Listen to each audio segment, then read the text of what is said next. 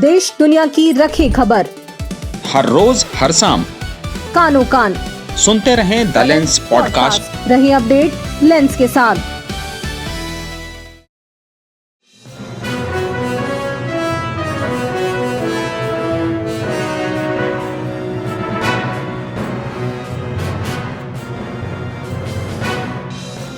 नमस्कार, आज तारीख 16 जनवरी दिन शुक्रवार। देश दुनिया की तमाम बड़ी खबरों के लिए आप सुन रहे हैं द लेंस का news podcast round up.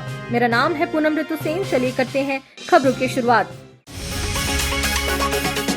Maharashtra की 29 महानगर पालिकाओं के चुनाव परिणामों में महायुति को बड़ी जीत मिली है। 26 नगर निगमों में बीजेपी ने सबसे ज्यादा सीटें जीती, जबकि मुंबई की बृहन मुंबई महानगर पालिका में पहली बार बीजेपी और एकनाथ शिंदे की शिवसेना ने मिलकर 30 साल बाद उद्धव ठाकरे को शिकस्त दी। 15 जनवरी को हुए मतदान के बाद शुक्रवार सुबह 10 बजे शुरू हुई मतगणना में महायुति को स्पष्ट बहुमत मिला, जिससे मुंबई में महायुति का मेयर बनना तय हो गया है। 1997 से 2022 तक शिवसेना का कब्जा रहा मुंबई में अब उद्धव ठाकरे विपक्ष में चले गए हैं। राज्य में बीजेपी, शिंदे शिवसेना और अजित पवार गुट ने अलग अलग मोर्चे पर चुनाव लड़ा, जबकि उद्धव ठाकरे, राज ठाकरे और शरद पवार ने गठबंधन किया। यह परिणाम महाराष्ट्र की स्थानीय राजनीति में बड़े बदलाव लेकर आया है। अमेरिकी राष्ट्रपति डोनाल्ड ट्रंप ने व्हाइट हाउस में वेनेजुएला की प्रमुख विपक्षी नेता और 2025 नोबेल शांति पुरस्कार विजेता मारिया कोरिना मचाडो से मुलाकात की। निकोलस मादुरो की गिरफ्तारी के बाद यह ट्रंप की किसी वेनेजुएला के नेता से पहली आमने सामने बैठक थी। मुलाकात के बाद मचाडो ने ट्रंप को अपना नोबेल मेडल भेंट किया और इसे ऐतिहासिक कदम बताया, जबकि ट्रंप ने इसे आपसी सम्मान का प्रतीक कहा। हालांकि नोबेल संस्थान ने स्पष्ट किया कि पदक मालिक बदल सकता है, लेकिन विजेता की उपाधि हमेशा मचाडो की रहेगी। हालांकि ट्रंप ने मचाडो को अंतरिम नेता के रूप में समर्थन नहीं दिया और कार्यवाहक राष्ट्रपति डेल्सी रॉड्रिग्स के साथ काम करना जारी रखा है। यह मुलाकात वेनेजुएला के राजनीतिक भविष्य पर नई चर्चा छेड़ रही है। इधर भारत ने अमेरिकी प्रतिबंधों के दबाव में ईरान के चाबहार पोर्ट प्रोजेक्ट से रणनीतिक रूप से पीछे हटने का फैसला लिया है। सितंबर 2025 से अमेरिका ने चाबहार पर छूट वापस ले ली थी, जिसके बाद भारत ने आईपीजीएल कंपनी के भारत स्थित निर्देशकों को हटा दिया और उसकी वेबसाइट बंद कर दी। भारत पहले ही ईरान को $120 मिलियन का भुगतान पूरा कर चुका है। हालांकि अमेरिका ने अप्रैल 2026 तक 6 महीने की अस्थायी छूट दी है, लेकिन भारत ने स्पष्ट किया है कि यदि प्रतिबंध हटते हैं तो वह फिर से परियोजना में शामिल होने पर विचार करेगा।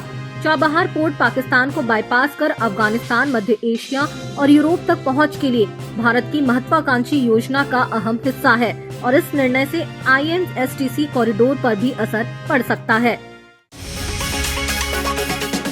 दूसरी तरफ ईरान में बढ़ती हिंसा और विरोध प्रदर्शनों के बीच भारत ने अपने नागरिकों को सुरक्षित निकालने की तैयारी पूरी कर ली है। आज रात को 2 कमर्शियल फ्लाइट्स ईरान से नई दिल्ली पहुंच रही है। पहली महान एयर की रात 12 बजे और दूसरी अल अरबिया की रात 2:40 पर लैंड करेगी। ईरान में करीब 10,000 भारतीय रह रहे हैं, जिनमें से छात्र, तीर्थयात्री और व्यापारी शामिल हैं।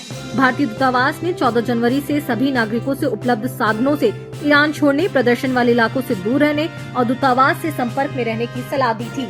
वहीं अमेरिका ने गुरुवार को ईरान पर नए प्रतिबंध लगाए हैं, जिसमें प्रदर्शनों को कुचलने वाले 18 वरिष्ठ अधिकारियों और कई शिपिंग एनर्जी कंपनियों को निशाना बनाया गया है। ट्रंप प्रशासन ने कहा है कि वह ईरानी लोगों की आजादी की मांग के साथ मजबूती से खड़ा है, जबकि सैन्य कार्रवाई की संभावना से इनकार नहीं किया है। दिल्ली NCR समेत पूरे उत्तर भारत में कड़ाके की ठंड और घने कोहरे का सितम जारी है। कल दिल्ली में न्यूनतम तापमान 6 डिग्री और अधिकतम 23 डिग्री रहने का अनुमान है, जबकि मध्यम कोहरा छाया रहेगा। 18 जनवरी को भी तापमान 7 से 23 डिग्री के बीच रहेगा। भारतीय मौसम विज्ञान विभाग ने हिमाचल, पंजाब, हरियाणा, राजस्थान, झारखंड और उड़ीसा में अगले 2-3 दिनों तक शीतलहर से लेकर गंभीर शीतलहर की चेतावनी जारी की है। जम्मू कश्मीर, लद्दाख, हिमाचल, उत्तराखंड में 17 से 21 जनवरी तक हल्की से मध्यम बर्फबारी की संभावना है, जबकि उत्तर प्रदेश और उत्तराखंड के मैदानी इलाकों में 19-20 जनवरी को छिटपुट बारिश हो सकती है, जिससे ठंड और बढ़ेगी। इसके अलावा राजस्थान में अगले 48 घंटों में न्यूनतम तापमान में 2 से 3 डिग्री की बढ़ोतरी और शीतलहर से कुछ राहत मिलने का अनुमान है। सुप्रीम कोर्ट ने रियल एस्टेट दिवालियापन मामलों में एक महत्वपूर्ण फैसला सुनाया है। अदालत ने स्पष्ट किया है कि जब कोई बैंक या वित्तीय संस्था आईबीसी की धारा 7 के तहत डेवलपर के खिलाफ दिवालियापन की कार्रवाई शुरू करती है तो रेजिडेंट वेलफेयर एसोसिएशन या सोसाइटी इसमें दखल नहीं दे सकती।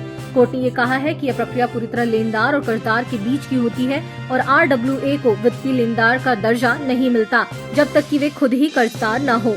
जस्टिस JB पारदीवाला और R महादेवन की बेंच ने गुजरात के तक्षशिला एलगेना के प्रोजेक्ट से जुड़े मामले में ये फैसला दिया, जहां डेवलपर पर 70 करोड़ रुपए का कर्ज था। और अंत में खबर जरा हटके में बात इंसानों की तरह 2 रोबोट के आपस में बात करने से जुड़ी। अमेरिकी कंपनी रियलबॉटिक्स ने एक अनोखा प्रयोग करके दिखाया है कि 2 ह्यूमनॉइड रोबोट बिना किसी इंसानी दखल के घंटों बातचीत कर सकते हैं। कंपनी के रोबोट एरिया और डेविड लगभग 2 घंटे तक लगातार बात की है, जिसमें इंग्लिश के अलावा स्पेनिश, फ्रेंच और जर्मन भाषाएं भी शामिल रही। पूरी बातचीत बिना किसी स्क्रिप्ट, रिमोट कंट्रोल या इंटरनेट के हुई। रोबोट्स ने इंसानी बातचीत की तरह उतार चढ़ाव लहजे में बात की, हालांकि आवाज में रोबोटिक टोन और चेहरे के भावों की कमी साफ दिखाई दी।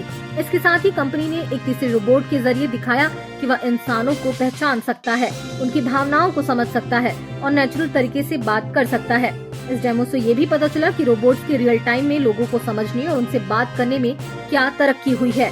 इसे लेकर कंपनी का कहना है कि उनकी पेटेंटेड टेक्नोलॉजी कस्टमर सर्विस और मनोरंजन में काम आ सकती है। आज के लिए बस इतना ही। कल फिर मिलते हैं नई खबरों के साथ। खबरों को विस्तार से पढ़ने के लिए विजिट करिए हमारी वेबसाइट thelens.in। यूट्यूब के अलावा हमारे पेज को फेसबुक, इंस्टाग्राम और X पर भी फॉलो करें। शुक्रिया।